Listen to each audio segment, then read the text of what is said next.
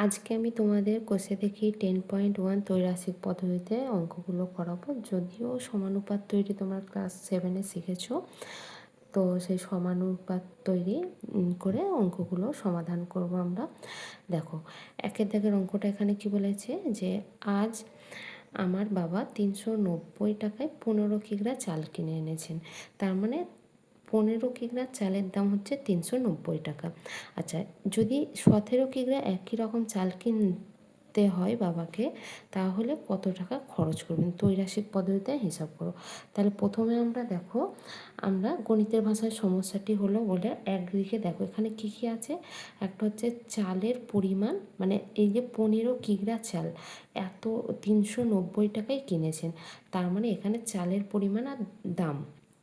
তাহলে সমস্যাটি হলো বলে লিখব, এটা ম্যান্ডেটরি নয়, না লিখলেও হবে। তাহলে চালের পরিমাণ ব্যাকেটে কিগ্রা আচ্ছা দেখো, আর এইদিকে চালের দাম, তাহলে আমি শুধু দাম বলে লিখলাম, মানে চালের দামই বোঝাচ্ছে, ব্যাকেটে টাকা লিখতে হবে। এবারে দেখো এখানে কত কিগ্রা বলে দিয়েছে, 15 কিগ্রা বলে দিয়েছে। তাহলে আমরা চালের পরিমাণের জায়গায় 15 লিখব। 15 কিগ্রা চাল, তার দাম কত বলেছে? 390 টাকা। তাহলে 390। আচ্ছা, তারপরে বলেছে দেখো 17 কিগ্রা, এই যে 17 কিগ্রা, তাহলে 15-র নিচে লেখো 17 কিগ্রা চালের দাম কত জিজ্ঞেস করেছে, জিজ্ঞাসা, এটা আমরা এক্স ধরে নিচ্ছি। এবারে প্রথমে দেখো আমাদেরকে ভাবতে হবে চালের পরিমাণের সঙ্গে দামের কি সম্পর্ক, সরল সম্পর্ক না ব্যস্ত সম্পর্ক। দেখো আমরা সম্পর্ক হিসাব করব, মানে কিভাবে, সরল বা ব্যস্ত। মানে ব্যাপারটা হচ্ছে, তোমরা যখন দেখবে, ধরো এই চালের পরিমাণ যখন বেশি হবে তখন কি দাম বেশি দিতে হবে, নর্মাল ব্যাপার। ধরো তুমি 2টো পেন কিনেছো 10 টাকায়, তাহলে 4টে পেন কিনলে 20 টাকা, তোমরা সবাই বলতে পারবে। তাহলে দেখো পেনের সংখ্যা যখন বাড়ছে তাহলে কি দামও বাড়ছে। একইভাবে চালের পরিমাণ বেশি হলে বেশি চাল কিনলে বেশি দাম দিতে হবে। তাহলে যখনই দেখো দুটোই বেশি অথবা দুটোই কম বোঝাবে, তখন কি সম্পর্ক হয়? সরল সম্পর্ক। তাহলে এখানে আমাদের চালের পরিমাণের সঙ্গে দামের কি সম্পর্ক? সরল সম্পর্ক। আমরা ওই লাইনটাই লিখে নেব যে এখানে বা চালের পরিমাণের সঙ্গে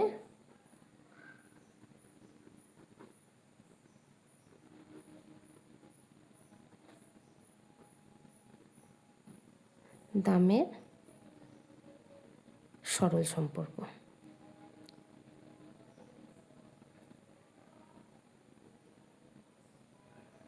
এবারে দেখো সমানুপাতটি হলো, কিভাবে সমানুপাতটা লিখতে হয় বা অতএব দিয়ে লেখা যায়। দেখো কিভাবে লিখবো আমরা, প্রথমে এখান থেকে স্টার্ট করব। যদি সরল সম্পর্ক হয় তাহলে একদম 1 নম্বর 2 নম্বর, এটাকে 3 ধরলে এটাকে 4 ধরবো আমরা। তাহলে দেখো প্রথমে 15 লিখব, 15:17 সমানুপাত চিহ্ন দিলাম 390:x। তারপরে নিয়ম হচ্ছে দেখো অর দিতে হয়, অর বা বাংলায় লিখতে হয় বা। আচ্ছা দেখো এখানে মধ্য, এটাকে প্রথম পদ ধরলে প্রথম, দ্বিতীয়, তৃতীয়, চতুর্থ, তাহলে হচ্ছে তোমার মধ্যপদ্বয়ের গুণফল ইন্টু প্রান্তপদ্বয়ের গুণফল। প্রান্তপদ মানে এই শেষের, এই প্রথমেরটা আর শেষেরটা, এদের গুণফল হয়। তবে এই শেষে যদি এক্স থাকে তাহলে এটার সঙ্গে এটা আমরা গুণ করব, তাহলে 15x সমান হচ্ছে এই মাঝের দুটোর গুণফল। মানে ব্যাপারটা হচ্ছে আমরা সবসময় এইভাবে মনে রাখবো, মাঝখানের দুটোর গুণফল সমান এই শেষের পদ দুটোর গুণফল। তাহলে এখানে অর লিখেছি আমি, তোমরা বাংলায় বাও লিখতে পারো। এক সমান, তাহলে এখানে হচ্ছে তোমার 17 গুণ 390/15। এবার আমাদেরকে কাটাকাটি করতে হবে। কাটাকাটি আমরা কিভাবে করি দেখো, কাটাকাটি আমরা এইভাবে করি, যখন আমি উপরে আর নিচে দেখব কোন সংখ্যাতে দুটোই কাটা যাবে। তাহলে 5-এর নামতা পড়লে 5×3=15 হয়, তাহলে 5 দিয়ে আমরা এটাকেও কাটবো। তাহলে 5 দিয়ে কাটলে 5×7=35, ঠিক আছে। 5×7=35, 4 থাকে, 4 থাকলে কত হচ্ছে? 5×8=40, ঠিক আছে। 5×7=35, 39 থেকে 35 বিয়োগ করলে 4, 0, তাহলে 5 দিয়ে কাটছি, 5×8=40। এবার আমরা 3 দিয়ে কাটবো, 3 দিয়ে কাটলে কত হচ্ছে, 3 দুগুণে দেখো 6, এখানে 1 থাকে, আবার 3 6 18, তাহলে কত হলো 26 সমান, তাহলে 17 আর 26 গুণ করে দিলেই হয়ে যাবে। তাহলে দেখো 17 আর 26 গুণ করবে তোমরা, 17 আর 26 গুণ করবো আমরা, 6 7 42, 2 হাতে কত 4, 6 1 6 4 10, 7 2 14, 4 হাতে 1, 2 1 2 1 3, তাহলে এটা 2, এটা কত হলো 4, এটা হলো 4, তাহলে আমার হলো 442, ঠিক আছে। আচ্ছা, তাহলে আমাদের এখানে বলেছিল 17 কিগ্রা চালের দাম কত, 17 কিগ্রা চালের দাম আমরা কত পেলাম, 17 কিগ্রা চালের দাম পেলাম 442 টাকা। তাহলে লিখতে হবে অতএব 17 কিগ্রা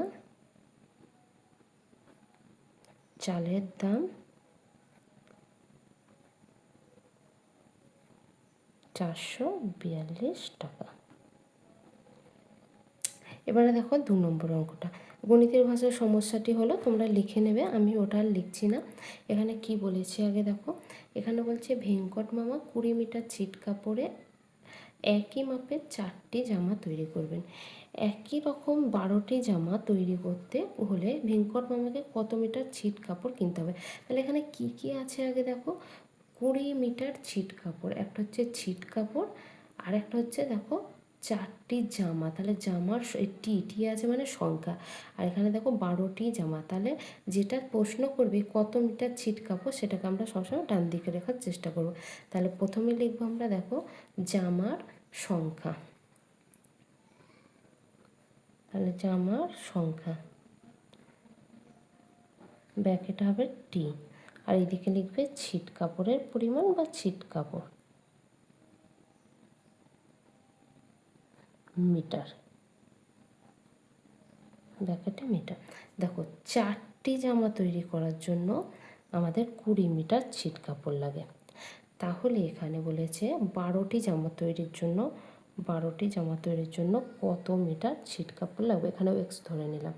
এবারে দেখো তোমরা যদি দেখো যে জামার সংখ্যার ছিট কাপড় এদের মধ্যে কি সম্পর্ক, আগে দেখো তো, এখানে হচ্ছে তোমার জামার সংখ্যা যদি বেশি হয় বেশি কাপড় লাগবে, জামার সংখ্যা কম হলে কম কাপড় লাগবে, যখন দুটোই বেশি অথবা দুটোই কম আমরা কি জানি সরল সম্পর্ক হয়, তাহলে আমরা ওটাই লিখবো, জামার সংখ্যার সঙ্গে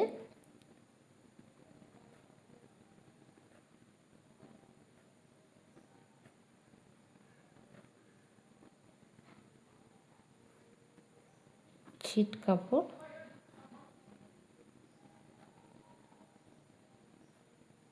সরল সম্পর্ক।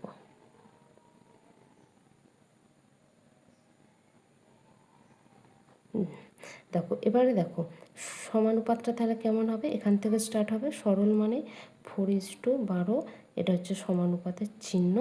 দেখো সরল মানে এখান থেকে স্টার্ট হলে প্রথম এটা, দ্বিতীয় এটা, তৃতীয় এটা, চতুর্থ এটা 20। ব্যস্ত যখন হবে তখন লেখার নিয়মটা, যখন ব্যস্ত অনুপাত আসবে তখন সেটা দেখিয়ে দেবো। দেখো সব সময় মনে রাখবে, এখানে বা লিখলেও হবে, অর লিখলেও হবে, এই মাঝখানের পদ দুটোর গুণফল সমান এই শেষের পদ দুটোর গুণফল, এটা আর এটা, তাহলে এটা মনে রাখতে হবে, 4x সমান 12 গুণ 20, বা x সমান দেখো তাহলে 12 গুণ 20 বাই হচ্ছে 4, 4 থেকে 20কে কাটবো, 4 5 20 সমান 5 12 কত 60, তাহলে দেখো এক্সের মান, এখানে এক্সের মান কত বেরিয়েছে 60 বেরিয়েছে। তার মানে এখানে প্রশ্ন করেছিল ভেঙ্কট মামাকে কত মিটার ছিট কাপড় কিনতে হবে, তাহলে 12টি জামা তৈরি করতে ভেঙ্কট মামাকে কত 60 মিটার কাপড় কিনতে হবে। তাহলে আমি এইটুকু উত্তরটা লিখে দিচ্ছি, 12টি জামা তৈরি করতে 60 মিটার কাপড় কিনতে হবে। তাহলে অতএব 12টি জামা তৈরি করতে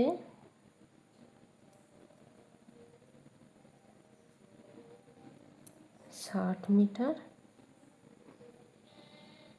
কাপড়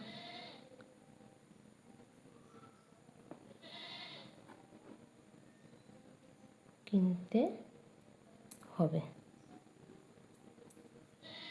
এরপরে দেখো আমি পরের ভিডিওতে তোমাদের 3 4 এই দুটো অঙ্ক করিয়ে দেবো।